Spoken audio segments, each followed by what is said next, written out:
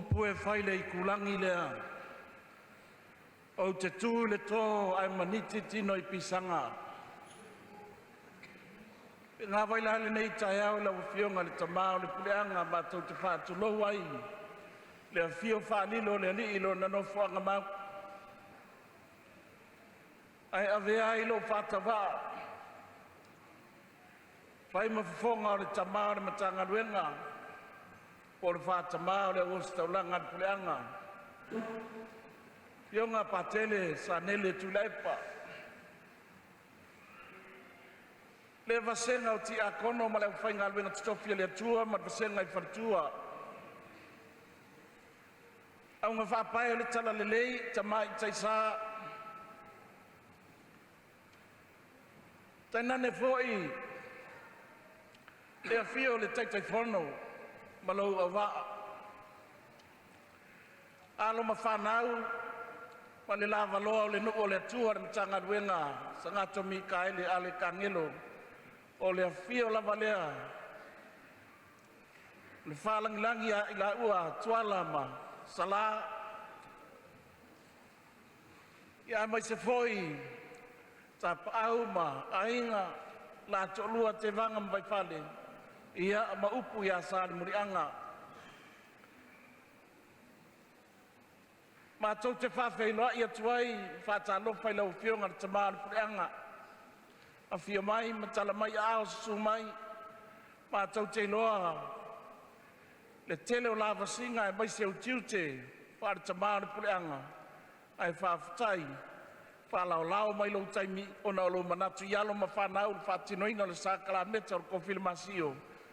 Ia e mai se la wasia singa mua mua whaake Vicpori Matagaluega, Sagato Mikaele al kangelo, Whapea ile su mātou vai vainga ia Matagaluega, ia masi kako paki ngai whawhailoa ia te mātuanga.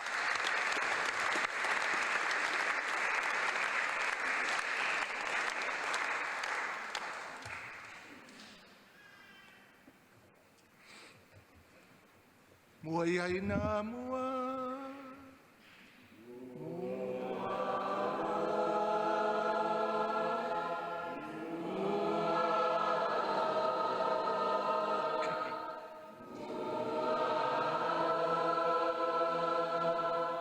Mua ia ina mua.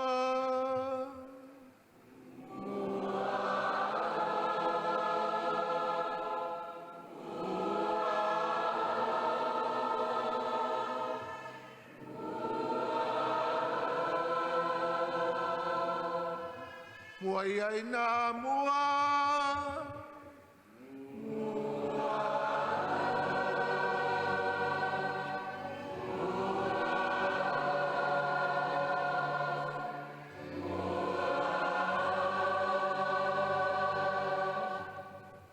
Le suafol tama, le alo, ma le anganga paia. Ia whatasi le lima autou. Au whanga poto poto le tātou Matagaluega, le nei tai au fau. Tātou te mua ia mua o, lo tātou matai le langi, I le upu, ma le ukalestia. Tui tui, le lao ai o lo tātou sili sili ese, e pa ule tanoa, malana whamanianga, mo sio tātou Matagaluega, I pito nu uma, e vai malima, mo le tala le lei, ia Sagato Mikaele Leauvaa. A fio mai maliu mai, susu mai tala mai a au. Le loa loa ma le lasi lasi o sio tātou ainga. La ua fionga le tamapule, pa tele sanele tuilepa, la ua fionga pa tele iose, lango lango sua. Va se lua o ti a kono. Se fo, ma falaima, me se le nofo a fale tua. O lai pe mata vale pa o le tala le lei ia Sagato Mikaele. Au ngā whāpae le langi tamai tai sā. Sister Louise, welcome to this special Mass for Tamai Tai Pule le tua inga Salesio, Australia ma le Pacifico. Ia, laua whionga le taifono, e mo ia wa umana whawheloa I pātele, mitanga o pātele Mosese, doi whawheloa I pa ia le nofo api tonu, laua whionga le taifono ma le laulau, ia o maia tātou lima, whaia le nei taulanga pa ia, tātou te tatalo le atua, mo le vasenga, Kofilimasio lua lima. Mo mori ele nei taulanga pa ia I alo ma whanau, o le tātou Matagaluega whauina I le Sacrament o le Kofilimasio. Pangalea, o e mawe I ele teimi e le so o ele tito lo tātou atua, e le a ua ulona pale ono le tātou nā tula whale tangata.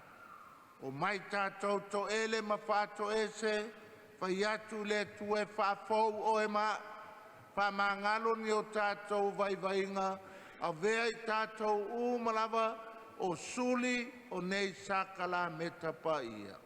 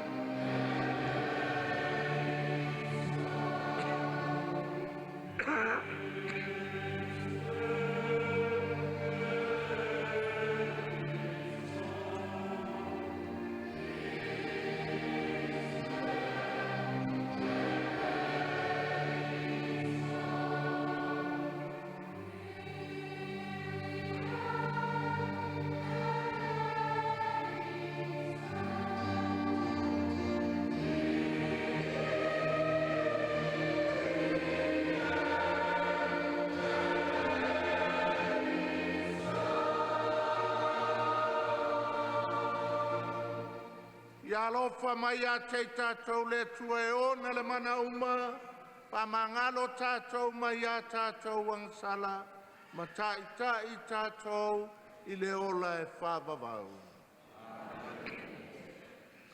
O le vinga I le tua I mea au pito alu ngā.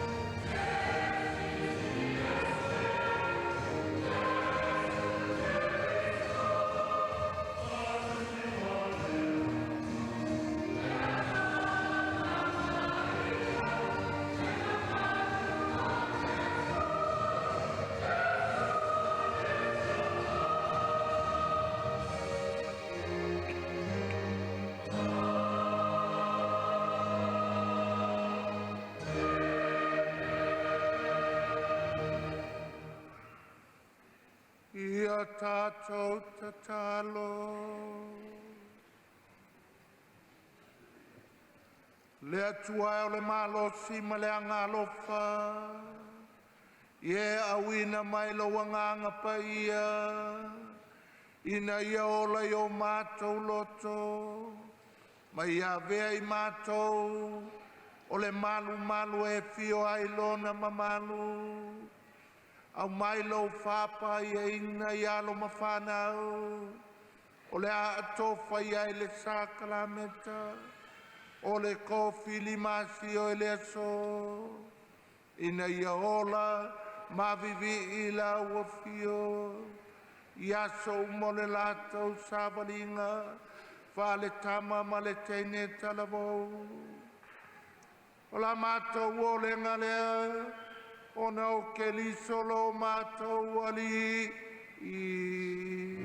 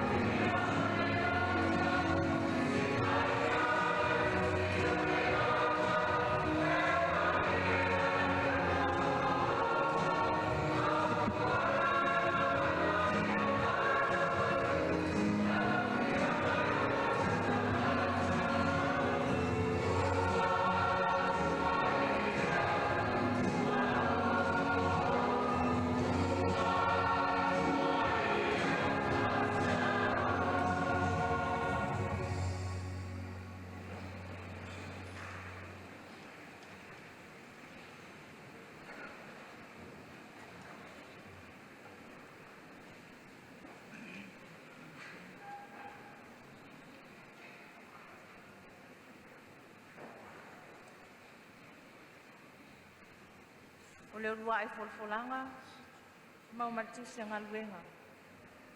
Ngaluenga lom ta upe lua, fola lom fa ipu mua mua, fa angata mairis fa matasi.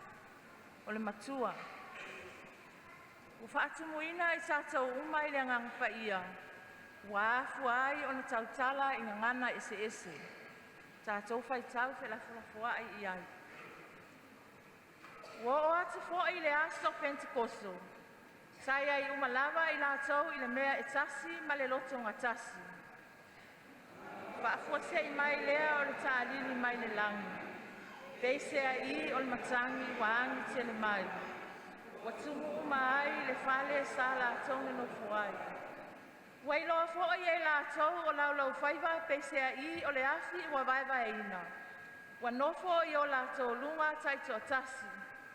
Wa whaatu mau ina fo i lātou uma i le ngang paia. Wa fuai o na tautala i ngana ese. Pei o na foa i na mai e le nganga. Sana nofo i Jerusalema tangata i utaia. E wa matatau i le atua. Mai nuu umalava o le lalolangi. Walangona foi le nei tālili. Ona whaapoto mai ai lea o le moti o tangata. Ua whememe ai. Ina ua taitasi whaalongo ati a te la tau. Ua tautala mai lana lava ngana. Ua sengia o la tau mauli. Ma la tau o fuai. Ua whai mai. Whauta. Ele o kalilaya e ai la tau uma o e tautala mai nei. Whaapewhea foi o na tātou taitasi whanongo ati lawa. Tupu mai iau. O patia, ma me tai, ma e lama. Mai lātou e nofo i me sofo tāmia. Mai utaia ma kapatokia. O i pono ma asia. O i wherikia ma pafulia. O ai kupiso ma ni vaenga o lipua. Ua toa oi makureni. O e wau mau fo i mai Roma. O i utaia ma e ua liu lotu i utaia. O ke reta ma arapi. Ua tātou whaalongo i a te lātou o loo tautala mai. I a tātou lava ngana i vāvenga o le atua. O le upu a le alii.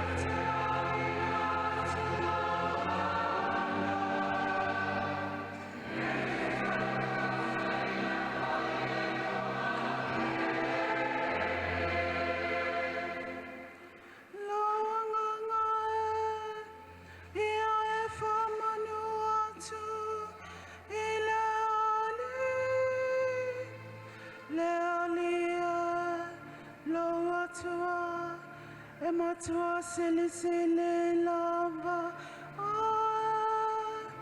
au foi la vinga mala matango fia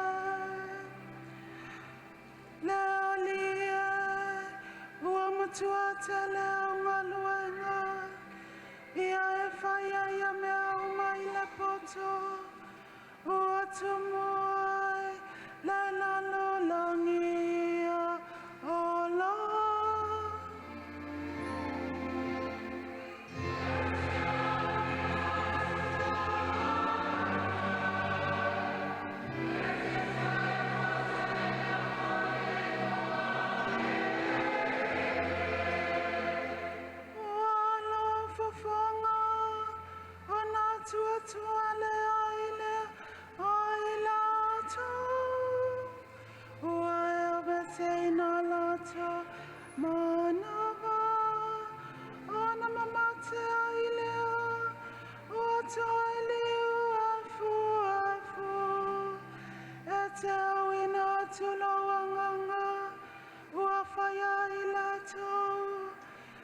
Te toi fuata ina foi le fonga ele ele.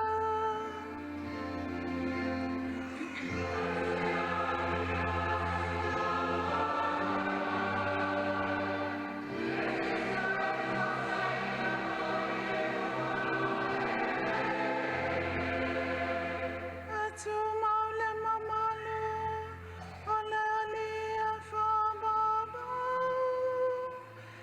Fia fia leni iana me ana fai e manielo ma fafu ia te o te fia fia lava i le ali.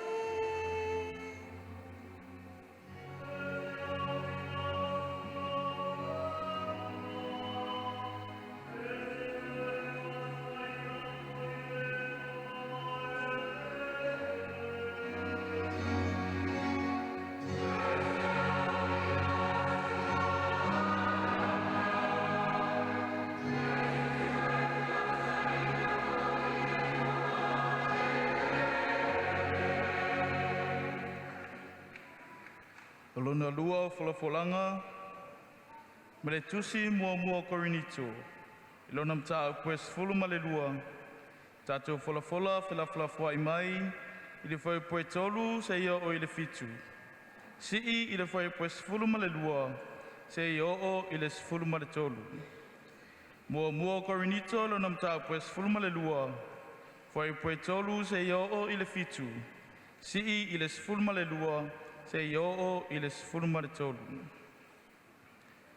Ole matua, ole anganga e toa tasi na papatisoina ai tātou, uma i le tino e tasi.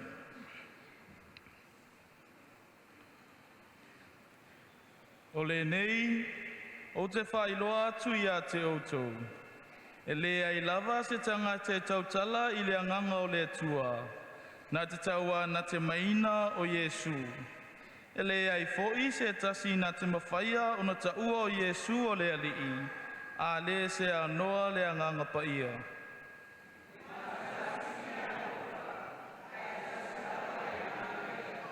E matalasi foi whaiva, a e tasi lava le alii ia.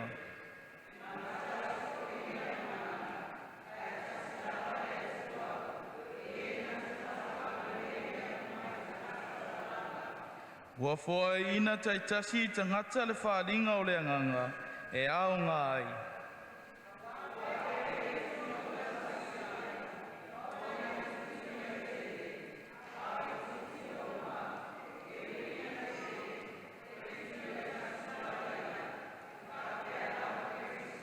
Fola vatasi, awa foi o le anganga e tō tasi, na papati soina ai i tātou uma i le tino e tasi.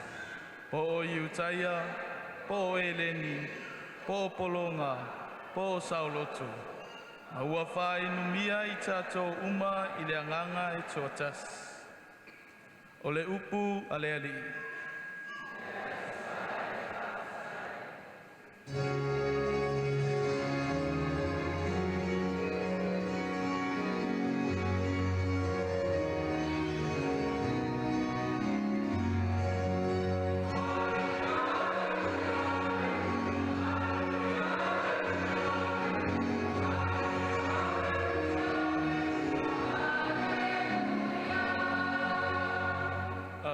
Paia e a whio mai a, ia e whātumuina loto o au na, ma tutu ia i le a whiolo a lofa.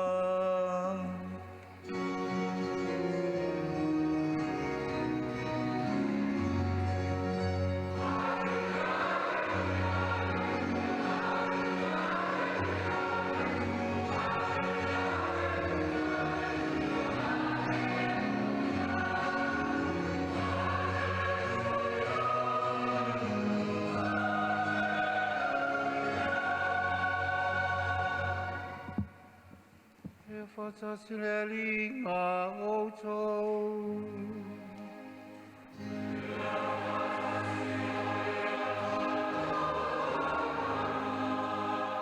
O le fola le wangili e paia i oane.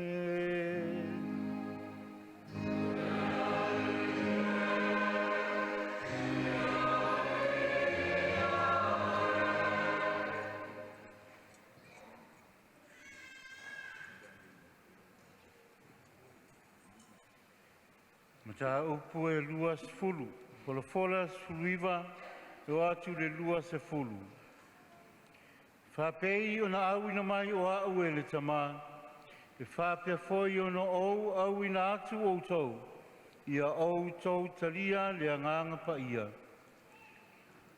Ua o le afiafi o le na aso, o le urua i aso lea o le vai sapati. Ua punitia whaitatoa o le mea na poto ai le au so, o na o le whewhe i ai utaia. Ua maliwa atu i Yesu, ua tu i totonu. O na whetara i atu lea o ia i ata i lātou, ia o tau manuia. Ua ia whetara i atu lea mea, o na whaani atu lea i ata i lātou, o na lima ma lona i tu. O na oli lea o le au so, ina wana tauva ai atu i le alii. Ona toi whetara iatu leo Iesu ia te ila tau. Ia o tau manuia. Whapei o na awina mai o hau e le tama. E whapea foi o na o awina atu o tau. Waia whetara iatu lea mea. O na manawa atu lea o ia te ila tau. Ma whaapea atu. Ia o tau talia lea nganga pa ia. O ina tau umalawa tau te whaamangaro ina ia la tau o sala. E whaamangaro ina ia ila tau. O ina tau umalawa tau te tūpea ia la tau o sala. E tūpea lava ia. O le tana nei ane ali.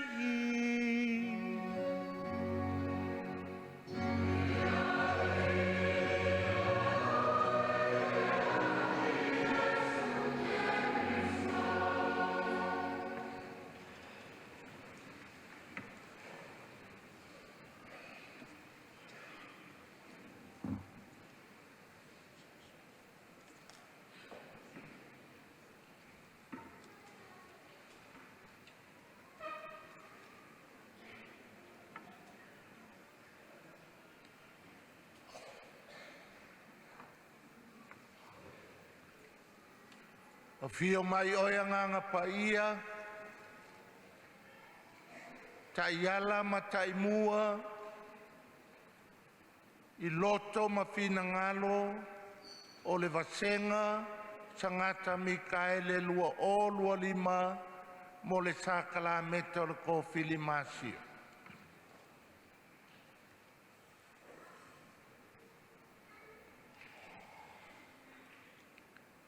O le angava tātou le puleanga I le nei tausanga, o tūpulanga talavou ma onga, ma le a onga susa. O le lui mo tātou ai mese matua, tātou o e whaile a onga susa. E se pe a tātou whai mai, e le o o se whai a onga susa. O matua malava, ua qualify, wa anga waa, mo le tofi whai a onga susa. O le whai a onga susa e te le taualu le universite, a Samoa, I papa I ngala e a vei oe ma whai a onga susa. E vei o lo oe o le matua, whau I ai le Sacrament o le whai poiponga, o ko meki lava a vea oe o le whai a onga susa. E fitu Sacrament le ekalesia. Pauanga o le mea kākou ke oe whaile a onga susa, ma kakalo I aso uma, ma aso whaiso. I le kalango ngi filosofia, ma ngi kelosia. Kalango I Sacramenta, ma whai kakalo, I aso uma, ma aso whaiso.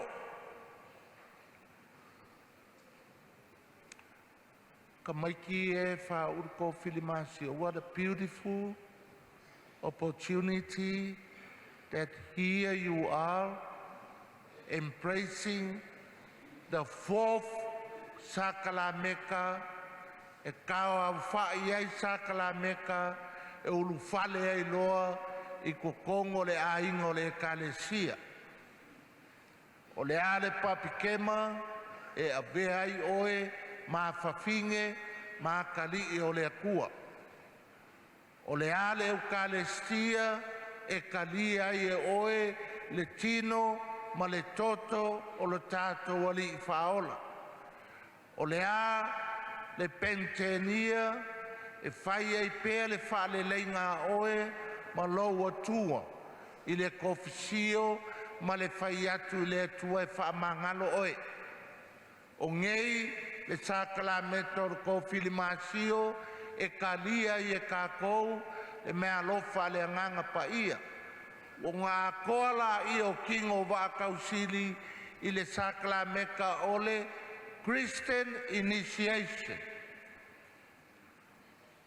O le whaulu whalenga o le kangaka I kokongo le li o le ekalesia e a koa ngei i le Sacrament o le Kofilimasio.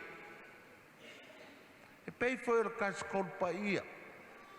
O le kaskol paia. O le tamā le alo ma le anganga paia. Fai mai le mau o le au popoto.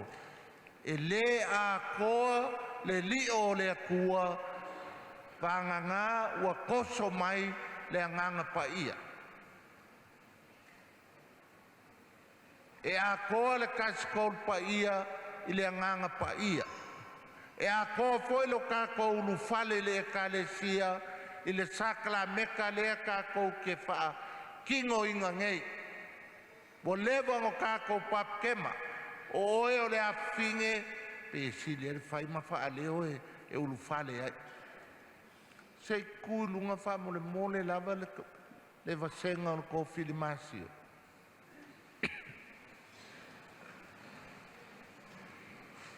Boka sko kele e umi fo ilan kako mea ngei. Ok, fai ma ia ukala le mo i ai. Ai lo fai akua e loke mai ko ula ngai manga ngai au maa ula. Patema e vea ia u matali i maa fine o le atua.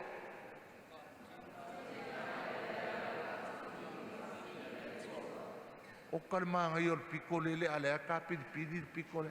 O whakasi le faweki. Patema e vea ia u matali i maa fine o le atua.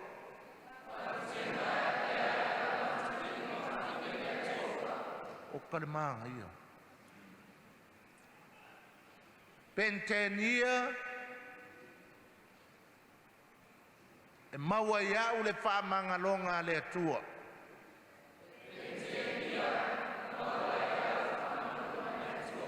O le Eukalestia o te talia e le tino ma le toto o ke liso le kominio.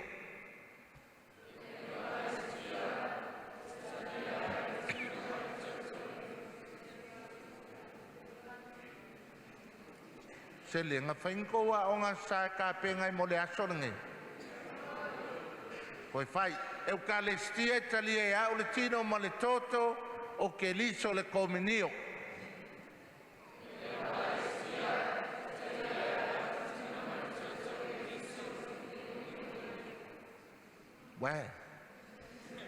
Wai vai le ier pa ier kako mkangalwa. Au whaku a wai lo mai ka maiki me o pinko. A whongo ma lau pinko o kako pinko so ai o le awhatu whaalava e lo e le kau whaamakalanga. O le masila po ma le masila ikiki o le whaavala po o le whaavala ikiki o ka le popoko ka maiki. Pai mai kuri mangu e wha ma kuri mangu e ongo ma le mea o ngā kou e loa uma. A vai le strako le Sacrament o le Eukalestia. O le Eukalestia o ke kalia e le tino ma le toto o ke liso i le kominio. I ep.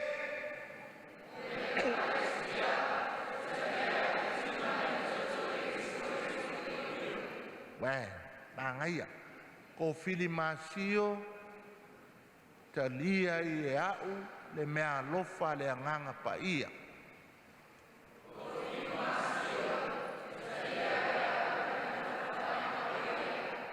Koe sau ngau manga ia koe ko valu anga e la e mapungi nguku.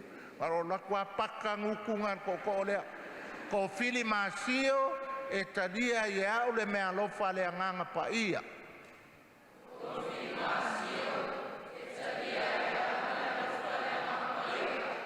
O kale manga ia. Ia lala lo i lalo e malolo koe whea koe kuirunga beno. Makua e eri mele ua kupu i Samoa e keiminge ua kako popoko uma isi mea e pe ua ka whea le kau ofe o le malama lama o ka maiti i Sacrament. Wai mea ia ngau whangau lo pese whaasusu au lo ki ngā maa o mai mea ia. O ke pese a ia patema Eukalestia, Pentenia. Ai vai le kau whai aku e strako malimea. Matu wai. Kako mai e koe kāle mako le vai Sacrament. Pawale o kako au ngā sale o ke lu ia. kakalo ia so uma maso faiso ma le sakalameka ka maiki la lua olua lima o le whālea complete tailoa le avea o oe o ka maikai o le alii kakoliko. You are fully embraced by the church. You become a member now. Ngā ua kau sila fia o le papkemanga, ka ua o le akali le awhinga o le kua I kongo le kalesia. Le ame whai ele kalesia top up ai, le soifua o le kua. A kako wor komio, ka ke le o e show ka ngaka, le maangai o lo ofu le asa. Ka ke o e whai aku ia Yesu sau. Ta weola fia maua whai asa kalasia. That's le mere maua le komio. O le pentenia, ka kou ke se, maanga sala ma vai, ai maua fo le wha mangalonga. O le Sacrament ka mua le kafe o le kau ofe le kalesia, o le ko e o ngaka e whainkofisio. A whai aku o mai, ke le wanga sala uia. A so se kaimia ke whai eskaka loe, ai umakale lai o wa e anga sala.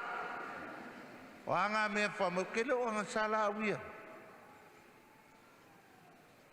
Ka kou ke pau, uia so uma. Le au nganga o le pentenia, au ngai ka maiki ngai o le Kofilimasio. What a beautiful sacrament. O I e a ko ai king o le kama. I le unu fale o le kama ma le kenge kalavou, I kukongo le loko I fale le kalesia. Ku ia le skolu le kokoe, aua ka kou ke popole le kolu ngā, se saunga le kolu leo, le piko lale, sau le kolu le koe. E sao al piko lale, sau ka kou piko e pit le piko lale, I ep.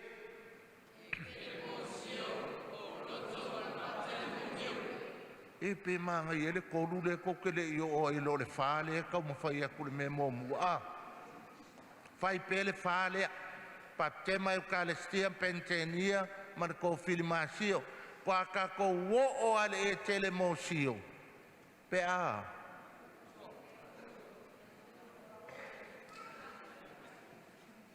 Boi, kwa ka ko wo o ale e telemosio, pe a.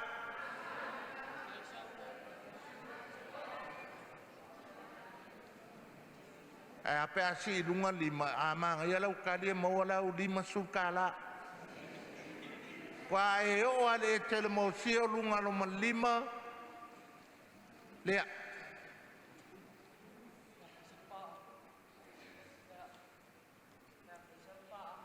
Pe a whaisau paanga. Seli, a. Wa whaisau paanga. O le telemosio, le fio kwai pake le whaile wha. Lea, e sua au, pe a, e o le upsaoa, pe a talioti wa laka ngā maliu. E le wha pe ke fululo. Ngā vidi mai lai o pake le ke la koe wha uru sua au o lo makua o fulu. A fulu, ku el se lau kala lima koe malosi whaile. Kare kuafa mai lau fang pinko ngā lelo o malos. O le telemosio e whaunga sua ue ua makua mamai lava. Not ka mai. A vidi mai pākele mo le sua u. Longo winga ua ki ngā inga le ngas. Ok. O le mā telemongio. Le sa o le kali a kamalale. O le mā telemonio, o le Sacrament o le whaipoipo malau pāanga. Whakola I kike e mawhauwha mo meo pāanga ari.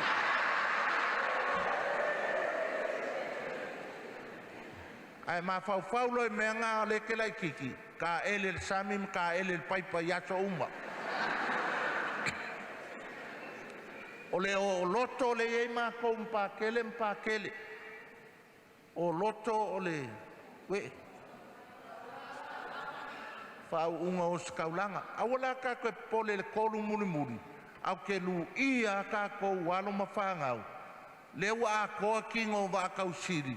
O le longa whalea will fully become members I kokong wa kango kulole kalesia welcome you. A fio mai oe le kama kalabou, a fio mai oe le kenge kalabou. Now you are fully member o le kalesia. Ia koe sau lole whale nga whai ako ke le koe whaalawe aku. Whai lole la unga I mākua lau whei kai mai. I e papkema.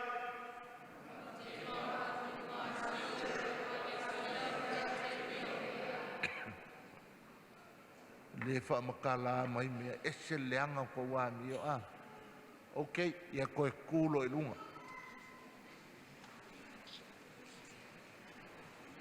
Yeah, I'm going to really ask you to do this to make today special. Whapeo ao, ku ilalo ko wili, mo ingi o fonga, ai ku whapelo lima. Whea koe mo inga leo ki kilo mai au. Please don't look at me mo ingi. Whai ala I o lau oe ka kalo, paua upor kalo. Tio se whai maska instrumento whamolimono. Come, Holy Spirit. A fio mai oe a nganga paia. E le whaaleo ai whai ai lo loko pat mo I ingi ma kuua o lima mai. Come, Holy Spirit. A fio mai oe a nganga paia. A fio mai oe a nganga paia.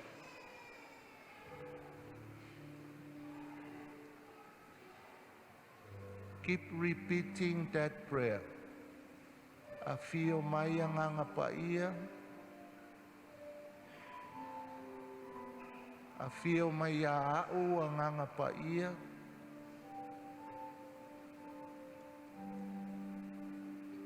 Come to me, Holy Spirit.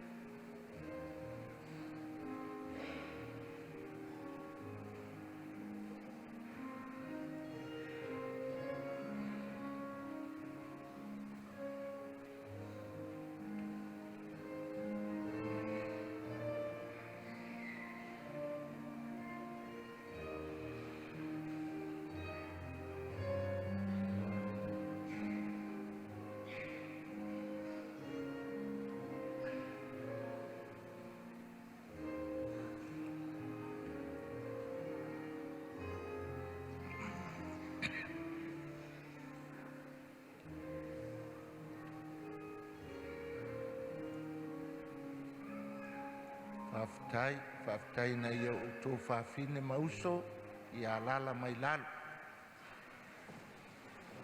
Malo, mangaia ke lelwa sengon lua o lua lima.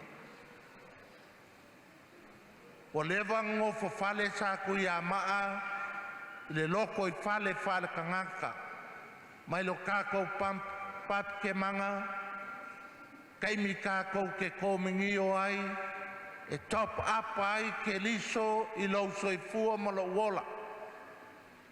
Kaimi kākou ke whongo langa whamanga longa, ma le kaimi. Kākou ke langonga I le soifua le nganga paia within us. le paia o le kako Matagaluega. Le ngofo api ko ngu e fia, e a ko aise o tātou ainga. O le Kofilimasio e ka o whai ai pe o whaikaunga ngangei, me te whaikaunga lunga lunga. E a ko e le kasi o le akua, o le tamam le alo ma le anganga paia. O le sākala meko le Kofilimasio, e a ko e le whale e whaulu whale ai, le kangaka I kokongu o le ekalesia. Le awaa, wa levanga a koa, Sagato Mikaele le kalasia le akua, ionga pikongu o e fia. A mau popo uma a ingo le pikongu, e mau popo le pikongu. A mau popo uma pikongu o malai ola mga foanga, e ola Sagato Mikaele le awa. Mo levanga soipua le nganga paia I salango, sakapaku, le ala whalava, le loto, le wales, samale un. A o whakasi pikongu, wa a ko foi kingo wa kausili, I le soipua o le kua Sagato Matagaluega. O le ase me maua le aso whangau le Kofilimasio, e fesili e foi kako, where are we? O a mai le kako Matagaluega, o lau kali, o le Y2K whainga, Sagato Mikaele. Alelui, ia ave le kako whakaikainga, I alo ma whangau. I alo ma whangau o ngei aso. Ia soifua makupu maola le anganga paia, ia I lako. Ia maila ia kako whaia le ngei misa, kako ke whongo ai le akua, e fio mailo nganga paia, e apuki alo ma whangau. Swafo Yesu, amene.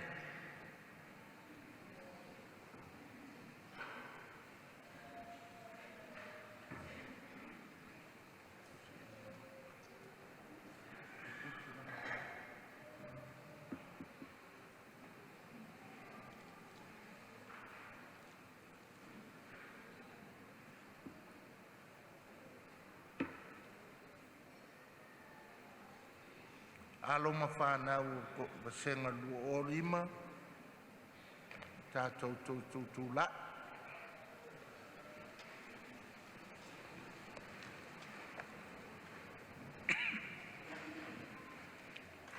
Pe tau te whātu I ese I a Satani mana ngā luenga mana wholofolanga pepelo. Se leo kele mai sole. O le leo ke le whala I mama se foli riau. O le koukari o lea lava. Pe tau te whātu I ese I a Satani ma ngaluenga ma wholofolanga pepelo uma.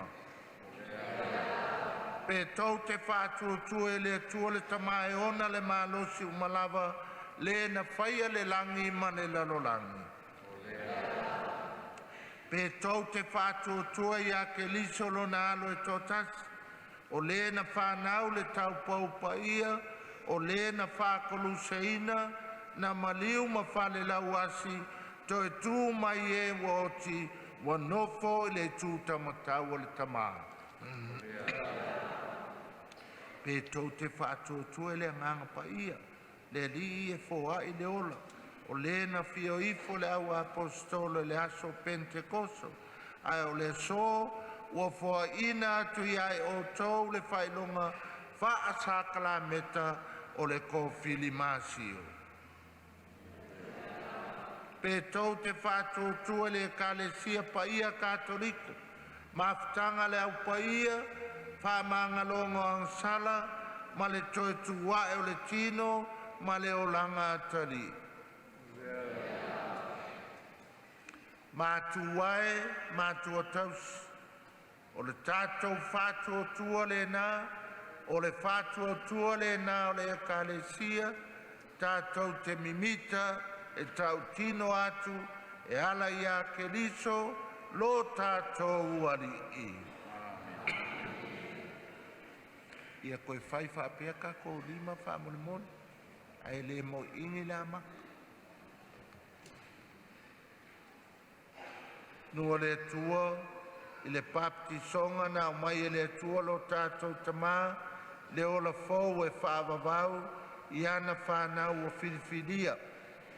Le pai o le tātou Matagaluega tātou tatalo. Mo le whanau, i au mai mea lofa, a le anganga paia, e whauina ai, uso matua whawhine, i le so, i le Sacrament. Pātele la. Wala o kia pākele o la whauka ko rima, whapaia alo ma whanau. Le atua mana oe ona le malosi malava, le tamalo tātou ali o Yesu Keliso. E ala le vaima le anganga paia, na e whasa loto ina au whanau mai le angasala, matuina mai ai lātou le ola fau. Ia a wina mai le anganga paia, i tongo i ai lātou nei. Ia vea alo ma whanau e vea o le fisosoani mataiana. Tuina mai a te lātou le anganga o le poto, le anganga o le malamalama, le anganga o le whai mea tonu, le anganga o le loto tele, le anganga e le iloa ma wha alo alo. I e whātu muina whanau nei a se mātou Matagaluega, a watu lo anganga o le mata ngō fie, ma le matau, le maota o lo a oai, e a wai whātasi mai lātou. O le mātou tatalo lea, ona o Keliso, lo mātou wali i. Ia. La wa i mai loana e whaile.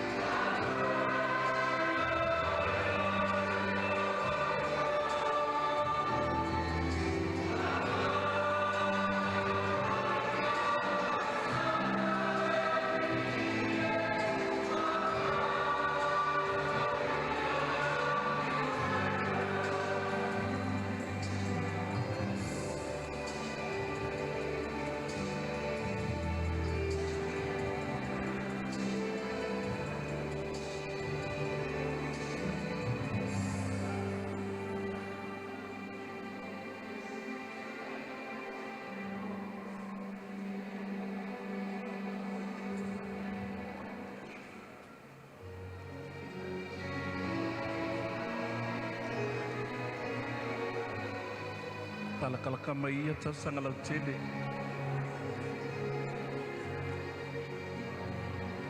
Kasanga lau ke. Kasanga lau ke.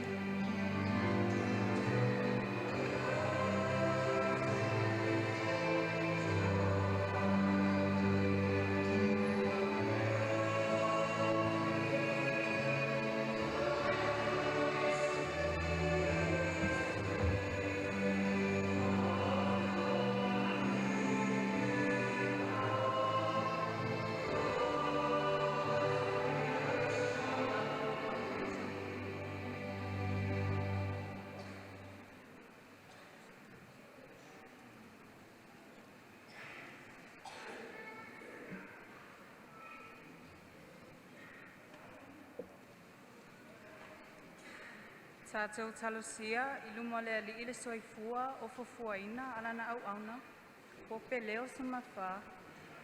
A watu I laua fio lona soifua auauna.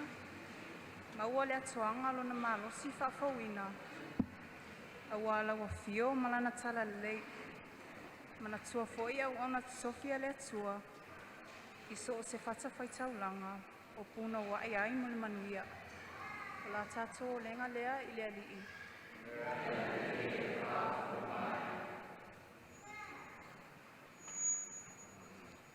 Di ia lau fio ilang di ia lau fio ilang adei pe so fuang adui chai chai ilana fionga ake po mo se Victoria tui to mai manu mai dan e sanga utupu puinai upu awale atua marono fingat data tuo lenga dei jadi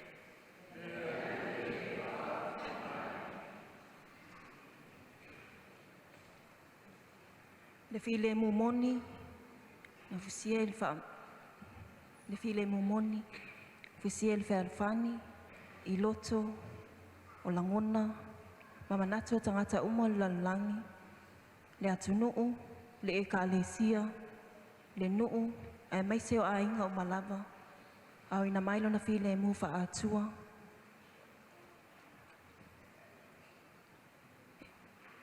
E manti ai o tatou whaingata. O la tātou lenga lea I le ali'i.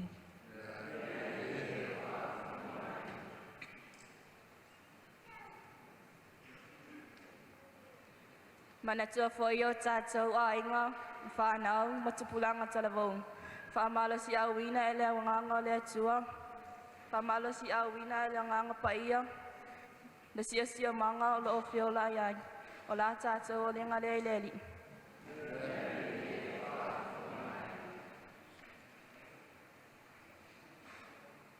Nai o tātou ainga, mātua, whanau, ua mapu atu I partai se whāvau. Lo tātou atua, I alo whangia lau fio, so la tonu fuanga, e tau whai vivi i atu ai ma pese pea i au vi inga o la tātou o lenga lea i lea di.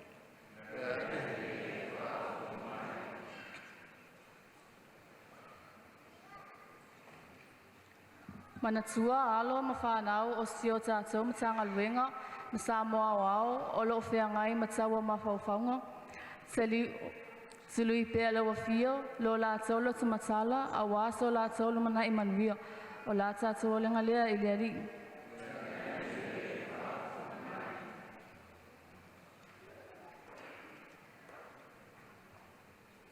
Ia tātou te talo mo le upu wholafola le atua i le nei tai au.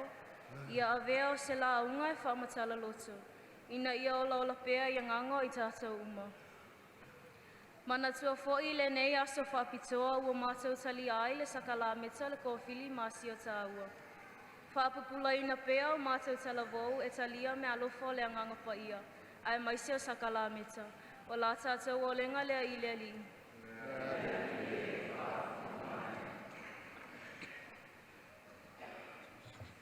Tawalunga o tātou talusanga whalau i tele whaleoina e alo ma whanau o le basenga le lua o lua lima i le titalo le Nganga Paia. Nganga Paia e le tolo i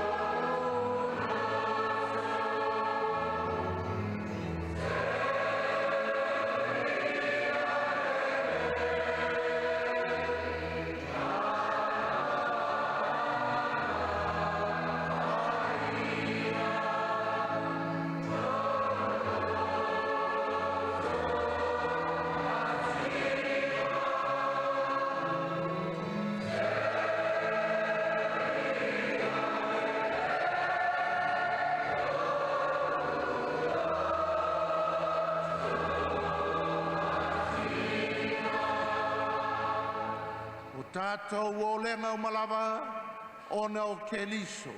Lo tātou ali i.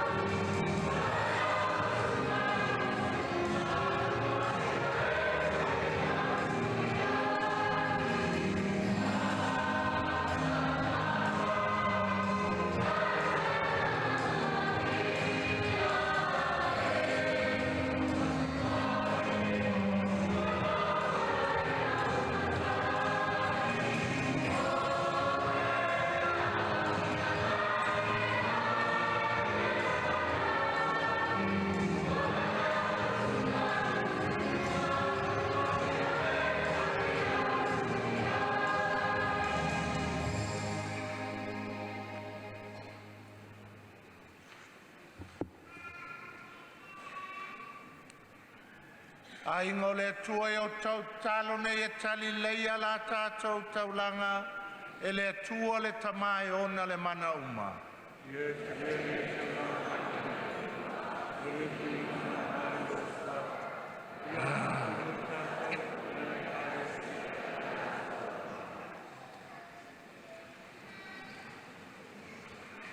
Le ali ie mātou te whamalu whamtunga le whaolatanga.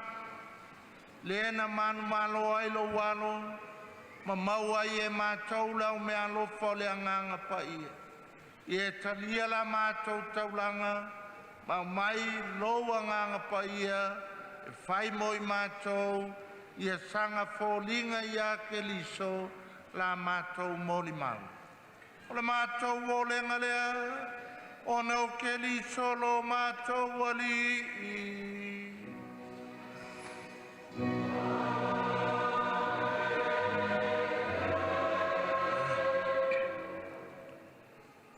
Ia fatasi le ali I moto.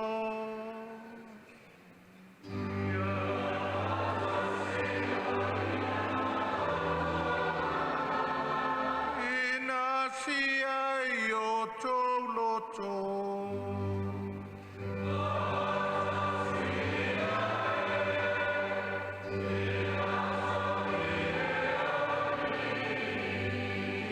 Tatou whaftai, le alilo tatou atua.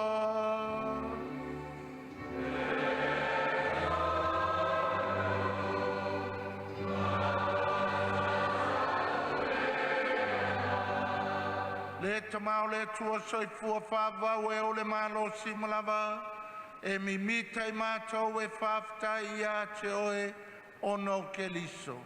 O le aso nei wa tō whaile anganga paia, I alo ma whanau o le mātou Matagaluega. A mi mai le whailonga e whoa I lo walo e tōtasi, au mai le atoanga o le misterio o le paseka.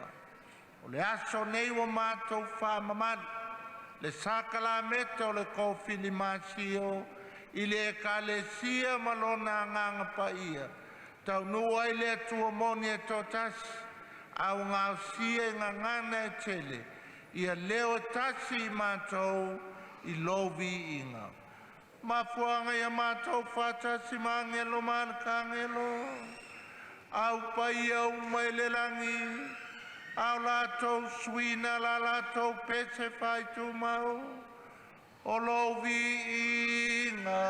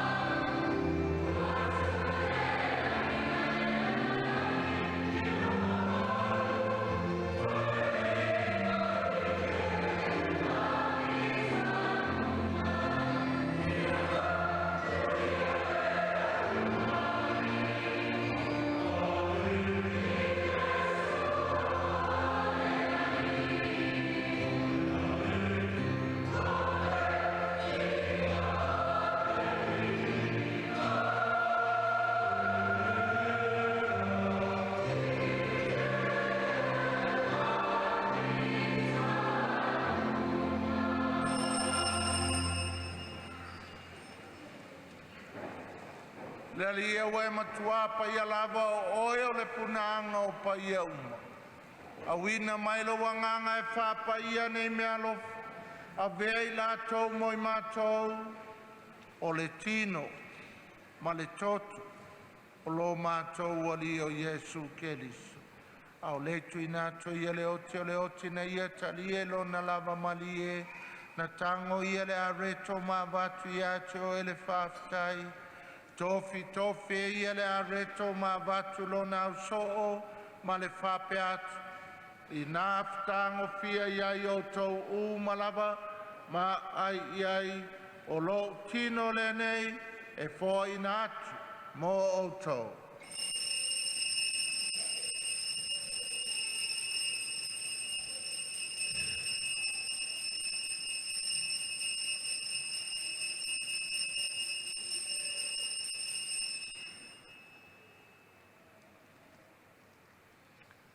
Mahai ala tau maftangan tango i rei puto e watu i ato e le whaftai ma le vi inga.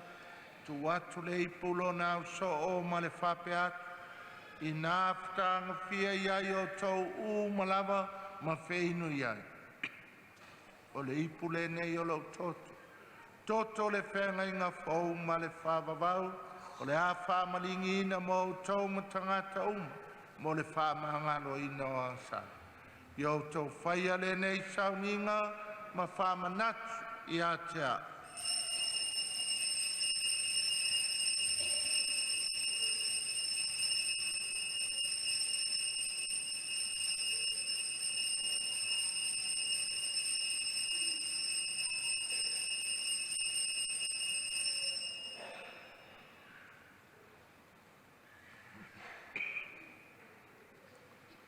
O le misteri o le whātua tua.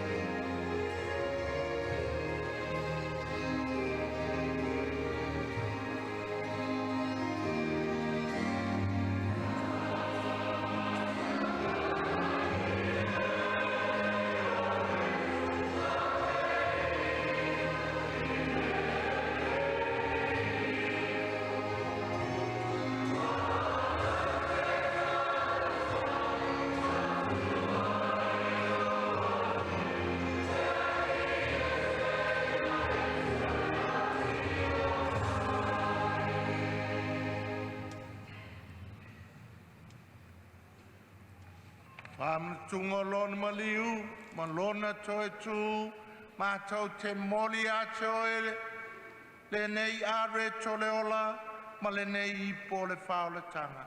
Mātou te whafta i atu i atoe, walo ie mātou e tutu i o luma, mau auna i atoe, fe soso ane mai a mātou uma, o ewa mautu whanga le tino ma le toto keliso. Ina ia whātastasia i mātou i le maftanga e tasi e le anganga pa ia. E ia ia matualau e kālesia le lalorangi atoa e mātou mola i alo patas. Ma leo sku marthal mātou tuma pa ia. Mo sese vito liotu lina mātou aki i poa e mai se tu ainga ma le itoina sa malama.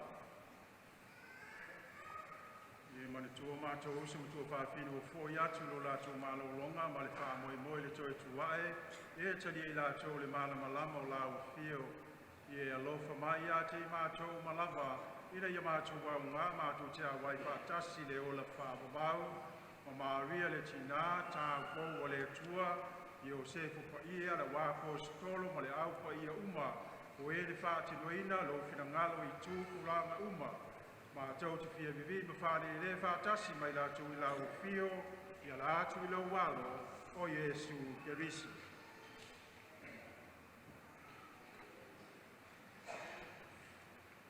Le tamama mana e, o nau ia whātasi mai ana ia te ia, i le maftanga ma le anganga pa ia. O le vinga ma le manua toa i lawa fio, i le whawawau, whaawawau lava.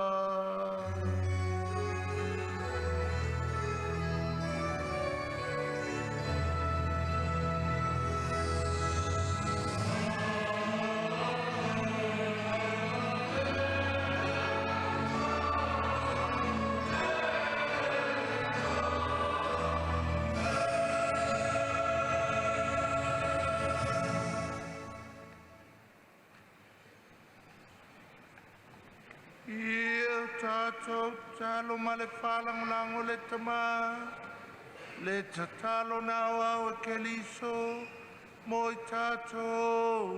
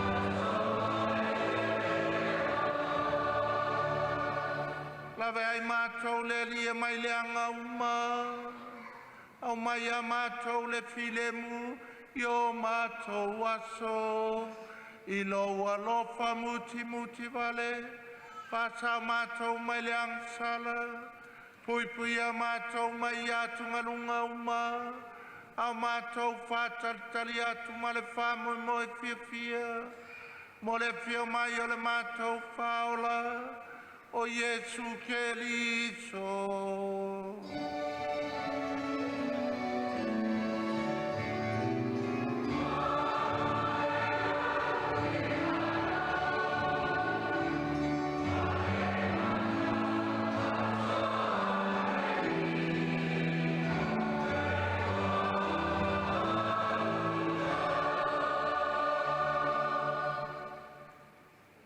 Lelie Jesu Keliso ne fai atu lo apostolo, o te tu atu ia te o tau lo filemu, o lo filemu o te foa ia te o tau, a wane ie sila sila ia mātou wangsala, a le fatu o tuola we kalesia, ma ia mātou le filemu, ma le tasi o lo malo, le wa e soifua i le whaavavau lava.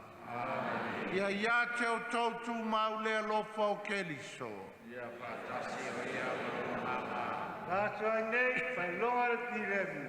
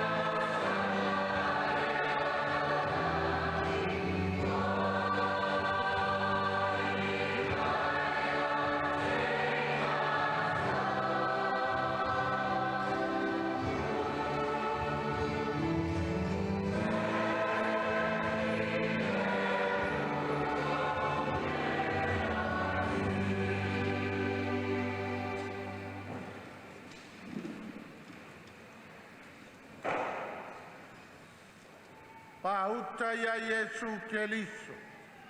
Pauta elena teve seanga sala le lalolangi. Amu ia oe mau wa walau lia le tali suanga a le tamai mamoe.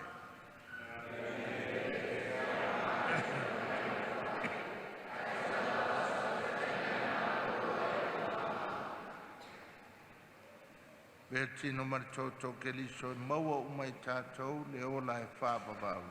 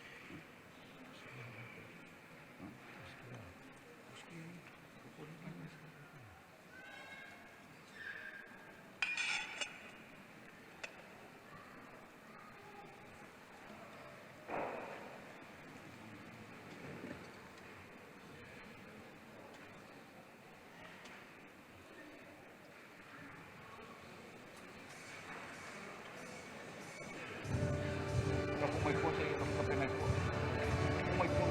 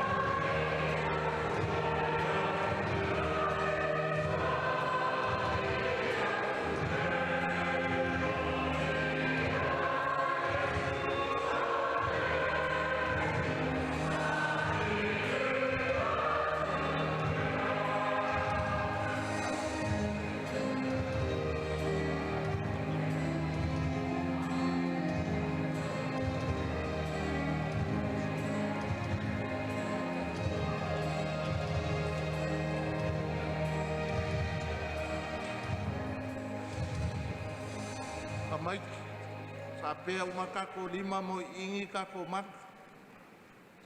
Mo ingi, on mo ingi fa sa mo close our eyes. O kale maangai. Kai ko kele ka mai ko ngingu. Lo mātou tamai, e iai lava lo angava e te alofa, i alo mawhana witi. Lewa poto poto alo mawhana o Sagato Mikaele le sanctuario.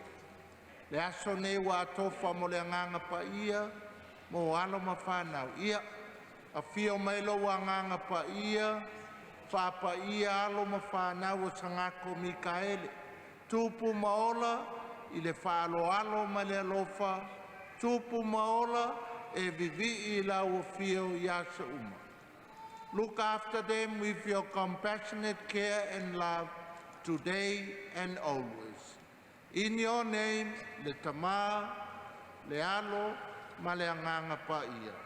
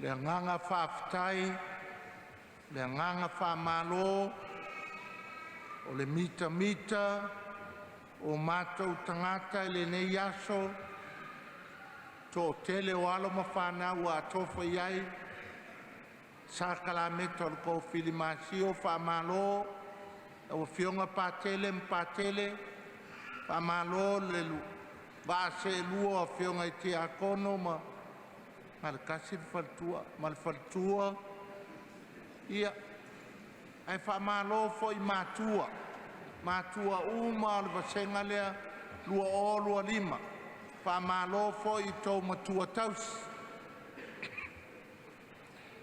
Bakua kausi, e longi mea whongale ngā tawaku le lima, mai o le makua kausi. Ola ko kele ngā kausi e ki a kongo ngei meaning, e le aingi makua kausi ole. E kele loka ka e kausi e sosoangi lo ngā winga e lo ka ua kele le. Le la ko e rewind i kua, ko kele o kako. E kua le kunga mau, o fiso o kai mau kako makua kausi i le papkema ma le Kofilimasio. That's how ka ua o le whaiva alo filima ma le piko la aua kako makua kausi. Kusar whae kalesia o lo walo lava leanga e kausia. You look after her, you look after him, i le whainga malanga o le whakua kua. O au ia wo fio ki umau makua kausi papkema. Ia lau o furi, alko kele o kako, la e soifua kako makua kausi. Whafkai ei lai makua ma makua kausi. Ia whafkai kako ai ngā pese ngai aso ma ngai ia classics kuwai ia wakai loa wale kake pese koe foi makaika. La kake loa whamaloa kako ai ngā pese. Ia au ngare upu ma le ukale skia, le kako TV, malo ma mo nganga le au sui ula, malo ma ngai ula, e kai musaka ula fo ngale e ngi meo ngi chocolate Ia, o leo ke anu ai sau ola in ka mai kol kako ngua. Kako le vevela a le ke le ar ka mai kiki le mau e ngele awa. Ia ngor kako ngu le i ele kala foile. Ko e anu ar ka mai kiki i kiki fale a. Ia fatasi le lima auto. Ia whamanuia mai le tua e ona le mana uma, le tama, le alo, ma le anganga paia.